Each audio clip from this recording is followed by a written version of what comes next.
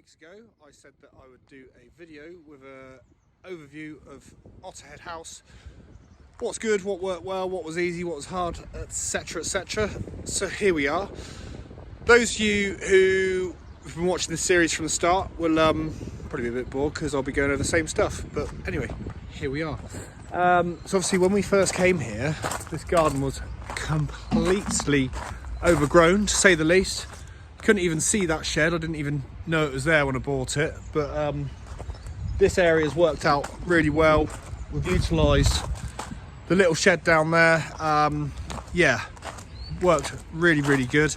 So what's tricky with this is the same as the old chicken house, is when it was designed as a main residence, and obviously that's not what we've done. Gone into holiday let, which has thrown up quite a few complications along the way. The age old thing, if we knew then what we knew now, we'd be a lot better off. The design, I don't feel would have done any different.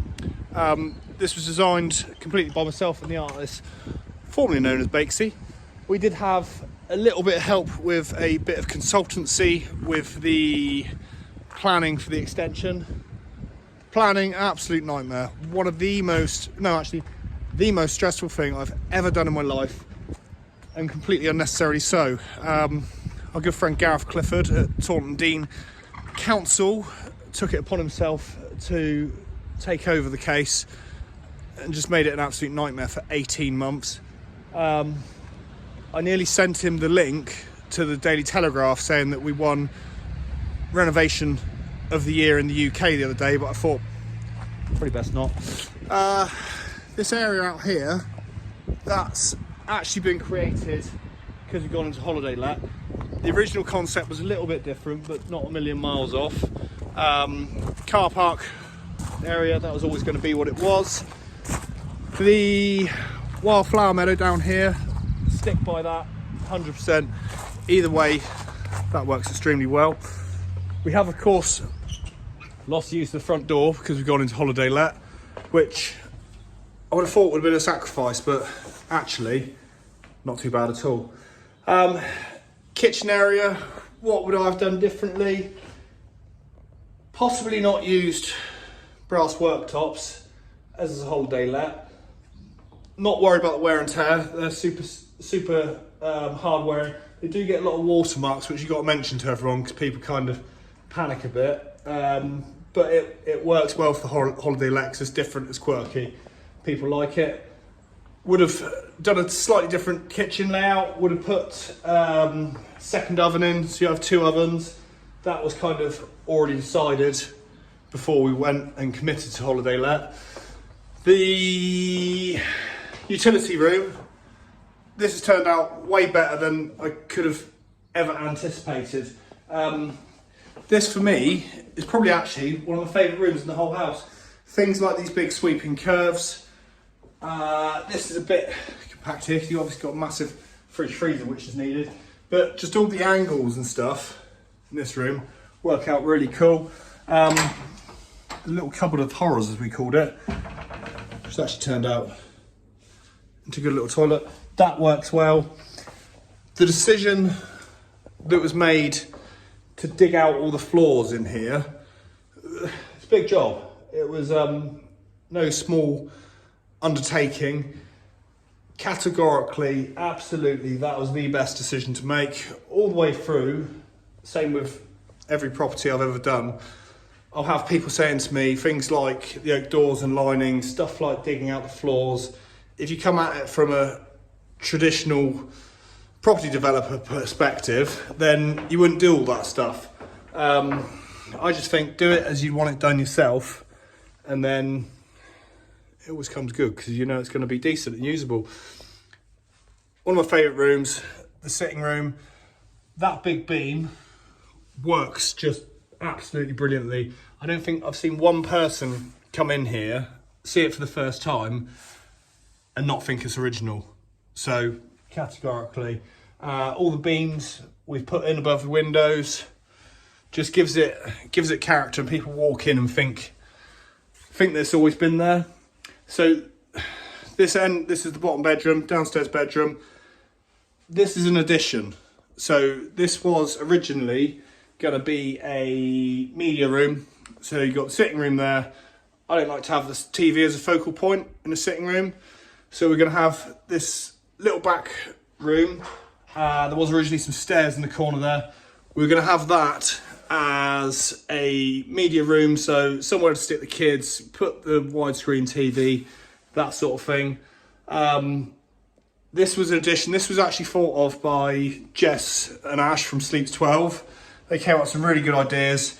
So they thought of knocking through this wall. This is an external stone wall. There was a little lean-to garage shed. Turned that into an ensuite. Now, that's all been created due to it being holiday let. We have to make up the bedrooms. I think that's a brilliant addition. Even we wouldn't have thought of it if we're doing it as a house. Which was the stairs. Got to take credit for these.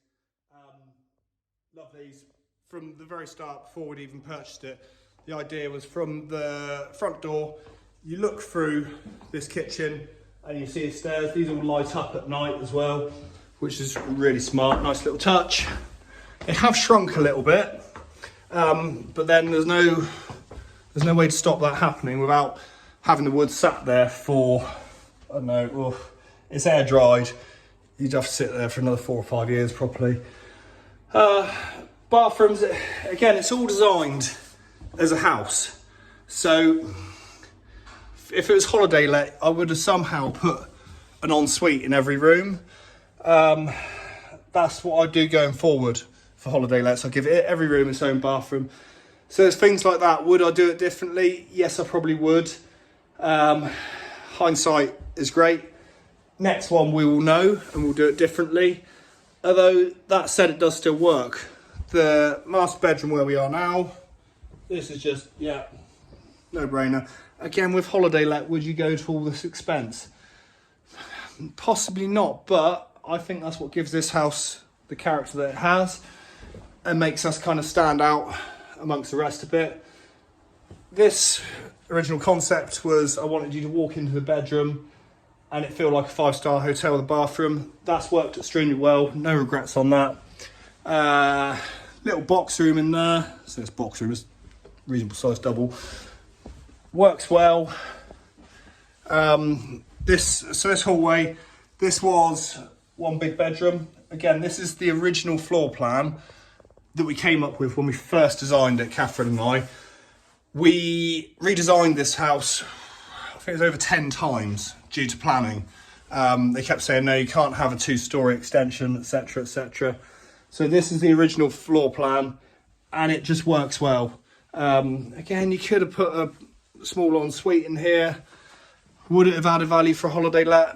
I don't know. I think because we've designed this place as a high-end house, then that makes up for the bits on holiday let where you don't have extra ensuites, etc. I think the furnishings and the finishing kind of outweighs that. You know, the bookings tell the same story. I think we've got 1 full week and 1 weekend left when we're allowed to open up until middle of October, so not too shabby.